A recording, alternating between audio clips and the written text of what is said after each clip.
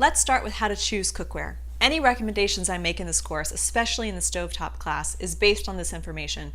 It's also important that you understand how to make selections on your own in case you decide my recommendations don't exactly work for you. So, when choosing cookware, first consider weight and conductivity.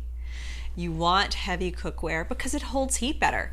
And I know that heavy cookware seems counterproductive because it's more difficult to hold and to carry, but the tool should do the work for you. And in cookware, weight has an important function. A thick pan holds heat to maintain steady cooking temperatures. When you add food to a hot pan, it cools down the pan. But you want a hot pan for cooking, so having a pan that maintains steady temperatures makes cooking quicker and more efficient. And that leads me to the next consideration, conductivity. It's quite a scientific term, and I'm not going to get into any scientific details, only functional results. But it stands to reason, though, that when you're dealing with heat, it makes sense that you'd want the heat used the best way possible. Your cooking tool should properly channel heat to your food, and the nature of its conductivity does just that. Good conductivity allows for three very important things. Number one, quick and efficient heat transfer. Number two, even temperature throughout the surface your food sits on.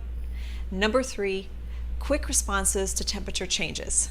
The first reason you want good conductivity is for quick and efficient heat transfer. This is because you don't want to sit around for a while waiting for a pan to heat up. That's a waste of time. You want something that heats up quickly so you can get going. The second reason for good conductivity is for an even temperature throughout the surface your food sits on.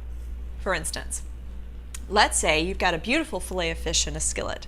One end looks like it's cooked well and it's ready to leave the pan.